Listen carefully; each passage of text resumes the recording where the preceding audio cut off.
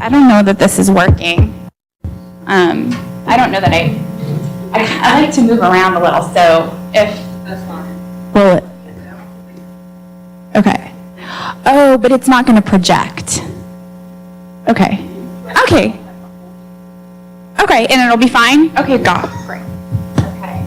As I might start singing karaoke or something. So anyway, well, thank you all so much for coming. I'm thrilled to be here. I'm so touched by the warm welcome. It's just, I'm like, your school is amazing. And where's Layla? Layla, thank you, and your mom for just inviting me here to talk about some things that I've been working on. We have a lot of pressing social justice issues to deal with, no doubt. We have a lot of scenarios in this country and globally that rise to the level of crisis situation right now. The endangered species crisis is it's one of them. And so what I hope, with all of the negative news and the horrible things that are happening in the United States and globally right now, that this 1 hour will be a little bit of a vacation from that. I mean, no doubt, the protection of tigers and the abuse of animals, it can be very heavy stuff.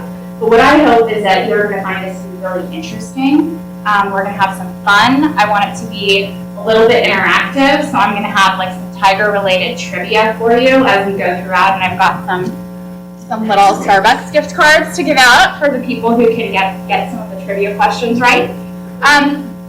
So anyway, let's get rolling. I'm going to give you a little bit of an overview. Today couldn't have been more apropos that on this morning that I wake up to talk to you all about America's tiger crisis. In Georgia, law enforcement found a tiger walking down the street, attacked somebody's dog, and they had to shoot the tiger. I mean, this is the situation that our law enforcement officers are being placed in to deal with these exotic animals, which was pretty outrageous. So that happened just today, and so that just sort of underscores what I'm talking about when we talk about America's tiger crisis. We're on the cusp of the 6th mass extinction. Does anybody know when the 5th mass extinction was, without Googling? Well, it was when the dinosaurs went extinct. So that's just to give you a perspective on the enormity of the event we are headed into if we don't sort of take some more proactive measures this is an environmental issue, it's a conservation issue, but it's certainly a global issue. And if we don't take some more constructive measures to address it, we will lose 75% of the remaining species on this planet in the next 3 generations, and tigers are included among them. The current pace of extinction is 100 times what the normal rate of extinction is. And so that's a global environmental planet crisis. Of the primary drivers for this 6th mass extinction, the researchers at Stanford, Princeton, and Florida found a number of factors, including climate change, including carbon emissions, but of particular significance to what we're going to talk about today, they found overexploitation for economic gain to be among the primary drivers for the extermination of so many species on the planet. So America's tiger crisis, we're going to dive into like what that even means. How did we get here? Why tigers? Why not other animals? We're going to talk about primary laws and regulations, the Federal Animal Welfare Act and the Federal Endangered Species Act, and the loopholes in those laws that have incentivized exploitation of these animals who are supposed to be protected by these laws, and have really created this proliferation of tigers in the United States who are living in deplorable conditions, while the number of tigers in the wild is plummeting to the point that they're on the brink of extinction.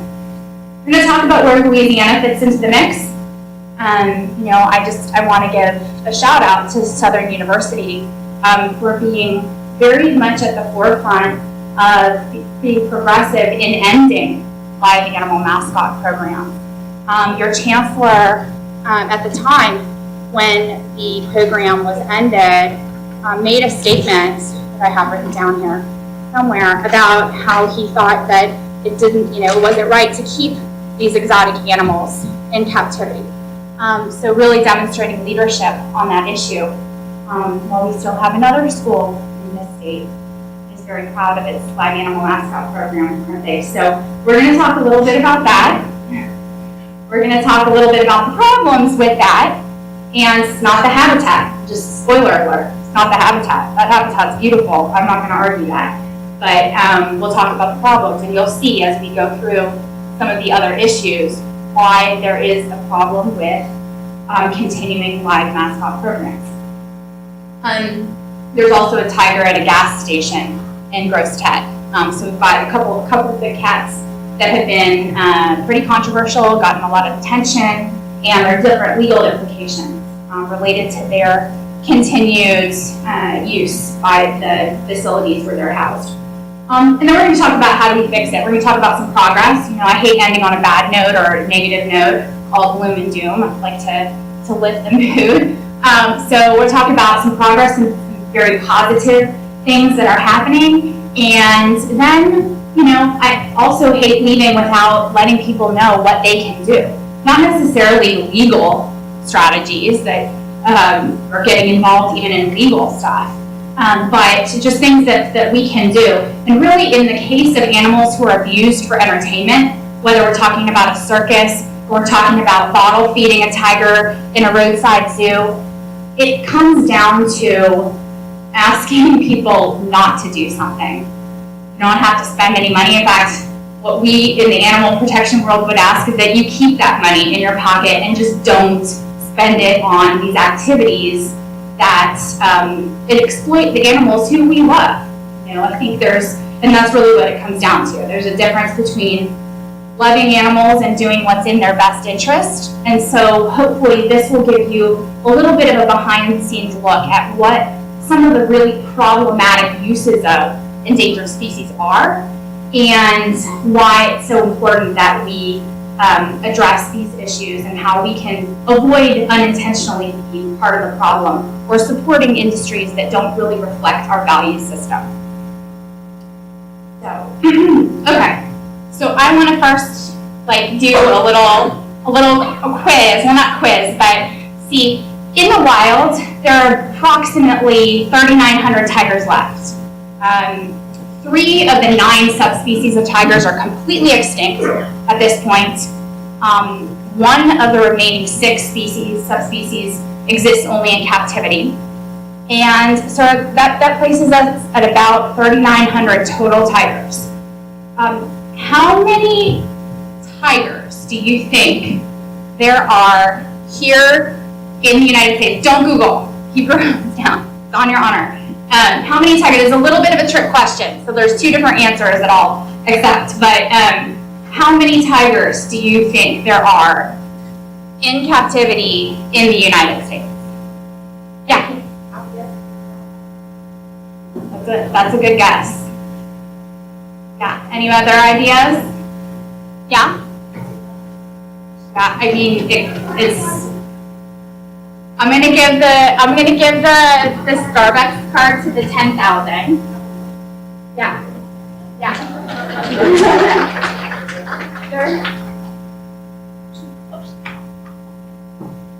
I'm supposed to keep this with me. So here you go. So anyway, so the answer is, and part of the reason we're here talking about this today, is we don't know. They're estimated to be potentially up to 5,000 tigers just in Texas. So because of the loopholes in the Endangered Species Act that have diminished the regulatory oversight of captive tigers, and because of the incentivized captive breeding for commercial purposes, by the Animal Welfare Act regulations that allow public contact. We have a system that has incentivized captive breeding without a mechanism to adequately monitor or track where these cats are, the conditions that they're living in, and the number could be, it's projected to be anywhere between 5 and 10,000. So, but we don't know, and that's a huge problem. Okay, so we have, presuming that there are 5,000 tigers in private ownership, there are about 370 tigers who are kept in AZA-managed species survival programs. So the AZA is the Association of Zoos and Aquariums. It's the accrediting body for the legitimate zoological park. So we're talking about Audubon Zoo and even Breck's here in Baton Rouge, San Diego Zoo. That's what, when I talk about zoo, that's what I mean. I mean an AZA accredited zoo. Unfortunately, most of the zoos in this country, hundreds of them, are unaccredited or roadside menageries. We call them roadside zoos. They are not participants in meaningful species survival programs. They're not participants in a lot of meaningful conservation or really any educational programs. So we're talking about 371 tigers in AZA-managed survival programs that exist to maintain this subspecies of tigers. I did a survey of the USDA licensees who hold tigers in their inventories. It was a couple years ago for a law review article that I published, and I found that there were over 1,500 other tigers who were kept by around 300 licensees. Now, when I talk about licensees, I'm talking about circuses, roadside zoos, legitimate zoos, anybody who is exhibiting tigers to the public and charging a fee has to have a license from the U.S. Department of Agriculture. It really is a very low threshold. It is about a $30 license fee at its entry point. And this is just the bare minimum requirement to exhibit animals to the public. So that leaves up to about 5,000 tigers in private hands. Private ownership doesn't trigger the requirement for a USDA license. That means that you don't have the USDA coming. They only come about once a year. So it's really bare minimum. And what they're looking for is compliance with the Federal Animal Welfare Act, which is really, we're going to talk about it more in a second, but it's not a cruelty law. It's not species specific. I mean, goats, tigers, and zebras, and elephants, they all have they're all subject to the same regulations, and they're really bare minimum standards of space, sanitation, safety, transportation, and care. So we're looking at, this red area is private ownership of tigers. This is people who keep these cats as pets or novelty items. So let's put it in another perspective. So there's two shades of red here.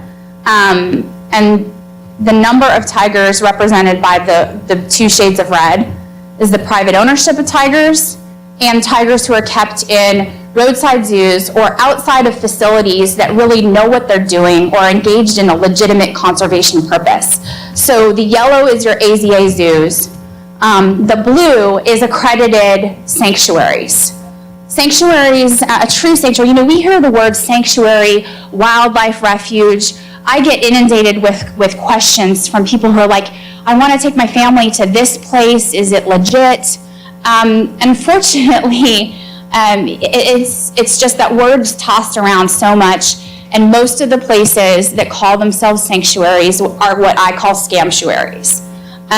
They are trading tigers, they're breeding tigers, they're using them as novelty items, they're encouraging people to play with them or charge exorbitant fees to bottle feed them or have a photo op. As you may have seen, there was a recent big controversy because the dating app Tinder had this proliferation of men who went to roadside zoos and sanctuaries to take selfies with drugged tigers. A lot of these photos had been taken in Thailand, but because of this popularity on Tinder, Tinder ended up recognizing that this was just a bad, allowing kind of sending a bad message by suggesting that this was an appropriate interaction with endangered animals. And so they actually have now banned any sort of profiles that have direct contact with tigers. So we've got about 91% of tigers in the United States are in roadside zoos, circuses, other traveling shows, like sometimes state fairs will have people who just throw up some fencing and they have tigers jumping through hoops. And other exhibits with no conservation value and minimal or no legal oversight. So private owners, they don't need to get a USDA license. So then we're really working with a system where it's up to the state and the locality. And as we'll see in a minute, there's a huge problem with that. Only under 10% around are monitored and kept in these accredited zoological institutions or true sanctuaries, which are facilities that don't breed, don't sell, provide species-appropriate habitats, provide top-notch veterinary care, provide a lifelong refuge for the animals, where they can actually, to a degree, experience what the life would be like if they had freedom.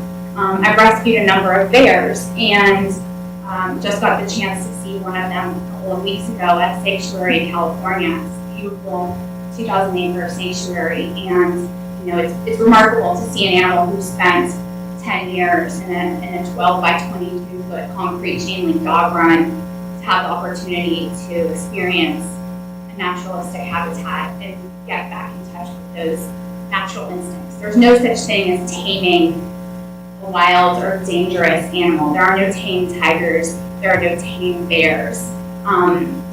They never lose their wildness. So anyway, so that's just to give you a perspective on the number of cats that we have in this country who are kept in situations they really shouldn't be in. There's nothing educational about seeing an apex predator jump through hoops. We're not learning about the natural instincts of big cats when they're forced to hop like bunny rabbits in circuses, and indeed a lot of public exhibits that place animals in unnatural situations. There's a lot of data and studies done by zoologists and conservationists about how when you have, say, animals in commercials or even movies performing unnatural behaviors, it can actually, not only is it not educational, but it can be detrimental to the species survival in the wild. I mean, I know that sounds like a bit of a leap, but when we inundate people with the opportunity to get in close proximity to these animals, or when we show them images of endangered species sort of being subjected to our whims and what we want them to do, and forcing them to do completely unnatural behaviors, it really sends a message to a lot of people that they can't truly be in that much peril if they're so readily available for our amusement.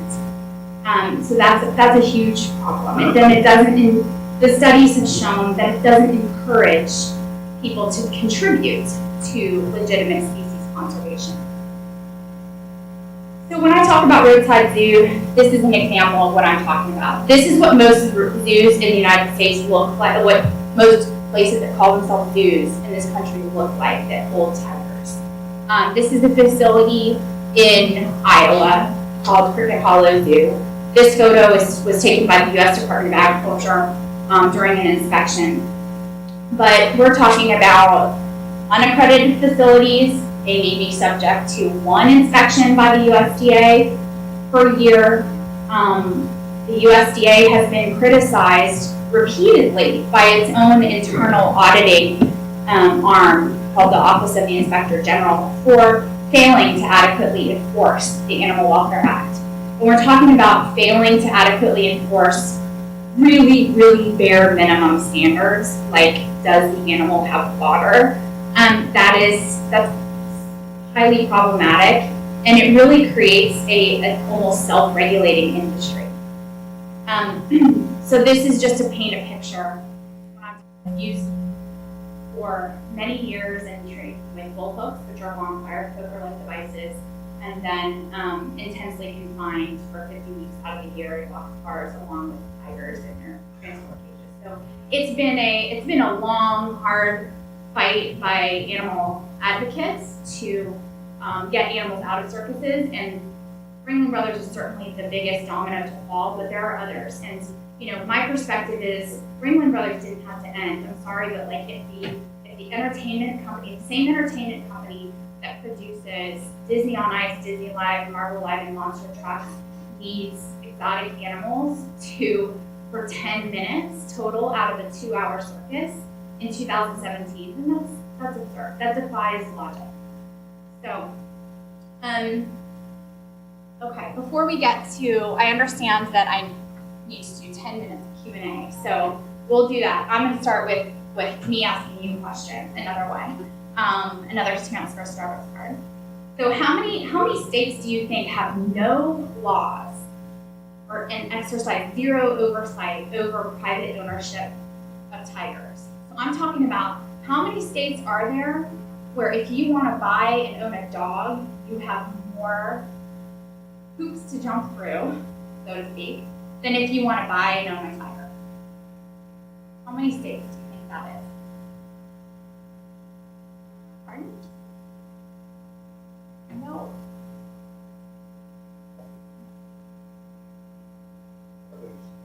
Yeah, well, there are a few. Okay, so fortunately, you guys are even more gloom and doom than I am. Fortunately, it's only 5 states. Okay, so that's, fortunately, there's only 5. I don't know if this is going to show up, but we've got a different thing going on here. But fortunately, there are only 5 states that don't have any laws. Yeah. Okay. So we're talking about Nevada, Wisconsin, Alabama, South Carolina, and North Carolina. So yeah, southern states. The rest of the 50 states, it's a patchwork. The laws are literally all over the map. There's no consistency. We have varying different levels. Some are prohibitions. Some are regulatory schemes where you would have to apply for a permit. Some are laws that regulate the ownership of some sorts of exotic animals, but not others. There's no consistency at all. So when you take this in tandem with the fact that the USDA is allowing public contact, U.S. Fish and Wildlife Service is failing to oversee most of the transfers of tigers in the U.S., and you've got this total lack of consistency and a love by local and state governments to pass the buck, that's creating this perfect storm for a proliferation of captive tigers. Okay. So white tigers are a particular problem. They're not a separate subspecies. They are inbred for a recessive gene to create the white coloring. And they've become very popular with exhibitors around the country because they look even more exotic. White tigers, so they've been inbred, and they have a lot of serious problems. They have a really high neonatal mortality rate, which means a lot of them don't even make it out of infancy. But they face blindness, other serious health problems like cleft palate. They have a diminished life expectancy even if they make it out of infancy. And this is this is a picture of a tiger. He's no longer alive, but just depicting some of the facial deformities and things that are at risk when people intentionally try to breed to create these animals. White tigers are considered to be generic. Generic tigers are tigers who are not purebred. So they're crossbred. So say you've got like a Bengal and a Siberian. Because the U.S. Fish and Wildlife Service had carved out a loophole between 1998 and 2016 2016 to minimize the oversight of generic tigers or hybrid tigers. It further incentivized these disreputable roadside zoos, circuses, and others to breed these animals to intentionally create generic tigers in order to evade this oversight by the U.S. Fish and Wildlife Service. The tiger, for example, down the road in Baton Rouge is a generic tiger. The only purebred tigers in the United States are in AZA-managed breeding programs. So if you're at a roadside zoo, anywhere else, those tigers are generic. The U.S. Fish and Wildlife Service, the AZA, and others are very, very explicit about those cats have no conservation value whatsoever because they don't represent an actual population of big cats who exist in the wild. They are man-made creations that have come about and they're proliferated to a great extent for purposes of turning a profit and evading enforcement. Okay, so how many white tigers do you think there have been in the last century in the wild? I know we've all seen white tigers, right? Audubon Zoo had one for a while. Their circuses have had dozens of tigers in their inventories. But in the last century in the wild, how many white tigers? Keep in mind, these are a fluke of nature. How many do you think there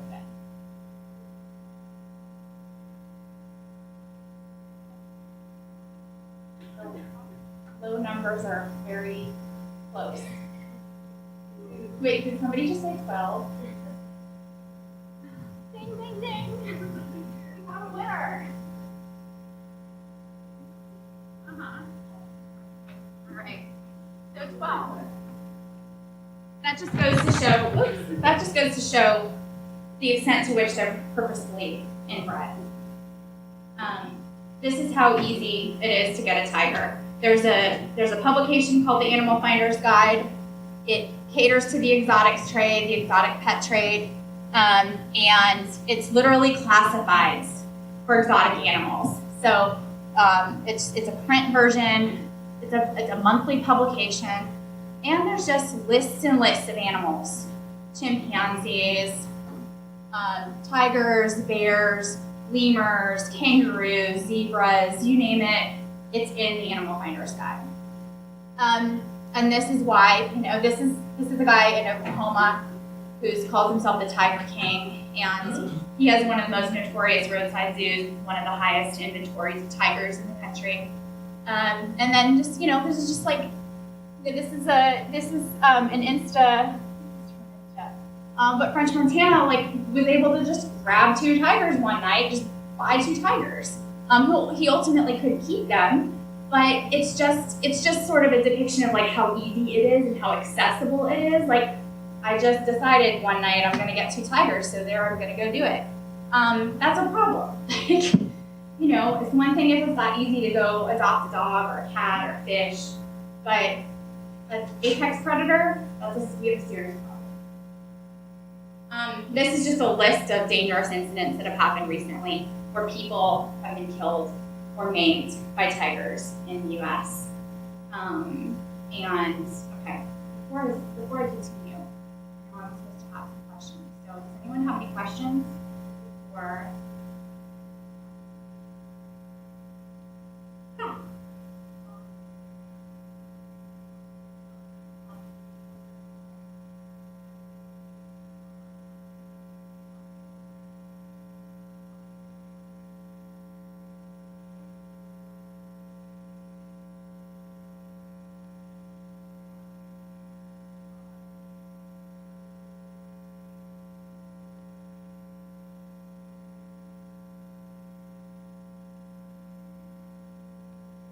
Yeah, there was, probably, likely, that's on my list, actually, the top left, I updated it this morning.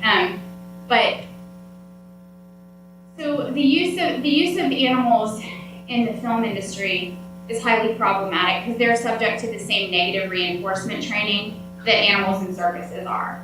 And that's why you have shows like The Walking Dead, where they made the ethical decision to use CGI for their tiger rather than live animals.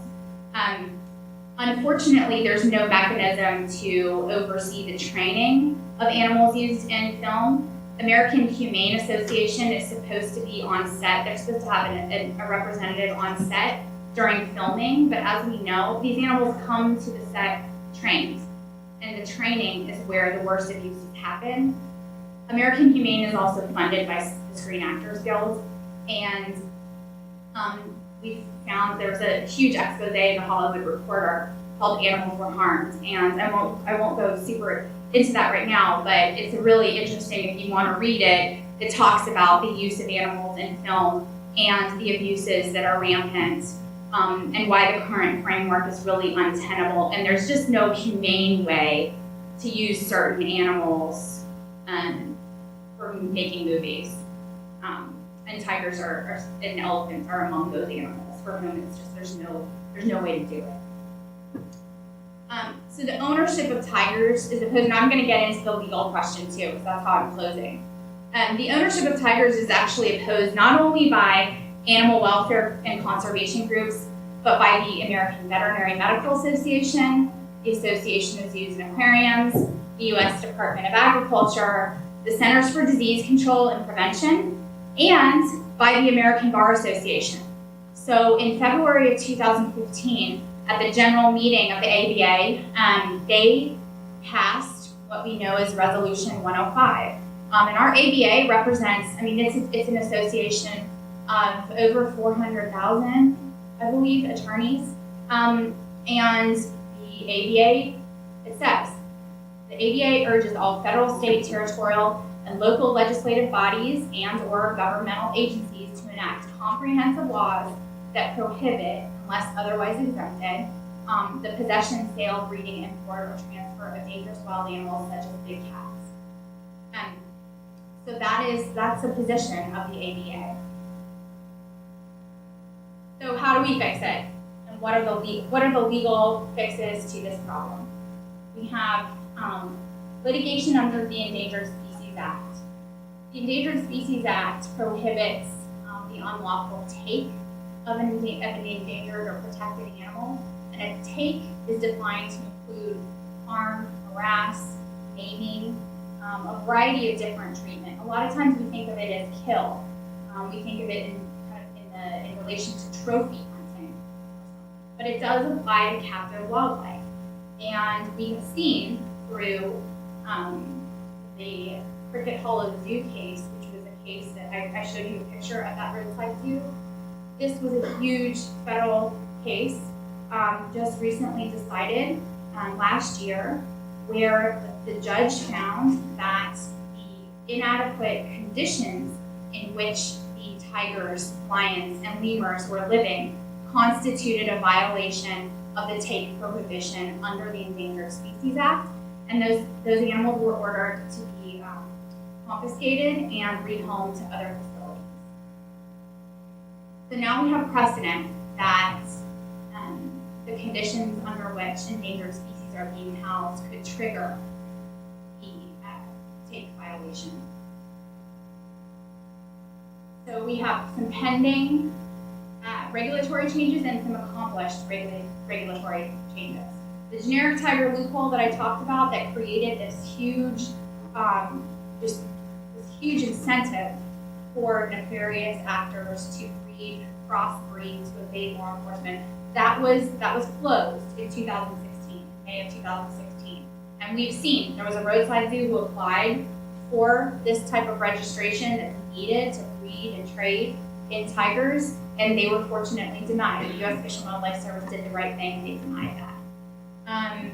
When I was at the PETA Foundation, we joined with a coalition of reputable sanctuaries and the Animal Legal Defense Fund to petition the U.S. Department of Agriculture to ban the practice of intentionally breeding to create white tigers, ligers, and other big cats who don't exist in nature. The veterinary regulations under the Animal Welfare Act prohibit practices that are harmful to the animals or knowingly create a harmful situation for the animals, and the science shows that these sort of science results they suffer from physical problems, from some psychological problems, and it should be banned.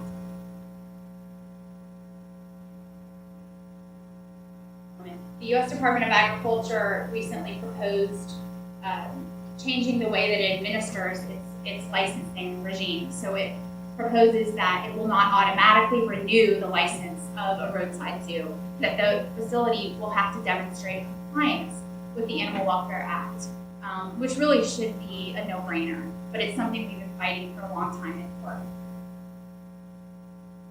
We have a federal law that's been proposed called the Big Cat Public Safety Act, which would effectively ban private ownership.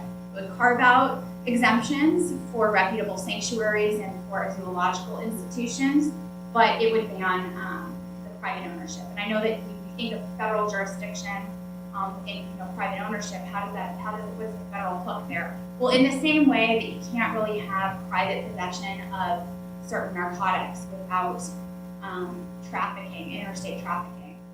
The same is true for the private ownership of apex predators like tigers. There's an element of interstate commerce that is necessary for that to happen, and that's the hook for federal jurisdiction. So in the meantime, what we can all do is not go to roadside zoos or circuses that have animals, educate our friends and family about that. Any facility, a telltale sign, any facility that allows you to have direct contact with exotic animals. I'm not talking about, goats or rabbits or something, but any facility that offers you the chance to touch exotic cats, primates, bears, any sort of other animal like that, they're part of the problem. They're feeding into the problem. We should be supporting legitimate sanctuaries and zoological institutions and real conservation initiatives. And those are some of the pieces that will be necessary if we want to get in front of this problem before we lose these animals. Do they have any questions now? Actually, out of time. Okay. But we're just yeah, please. And also my contact information is up here. This is my article that goes into like the nitty-gritty legal stuff in greater detail. So if you want to geek out and have some material to help yourself go to sleep at night, then you can check out that. But happy to answer questions. So thank you. Before you leave, there's a roll sheet for Professor James Sherman. Raise your hand, you have it in the back. I have a roll sheet, and then the refreshments are outside awaiting you. They're complimentary from the Animal Law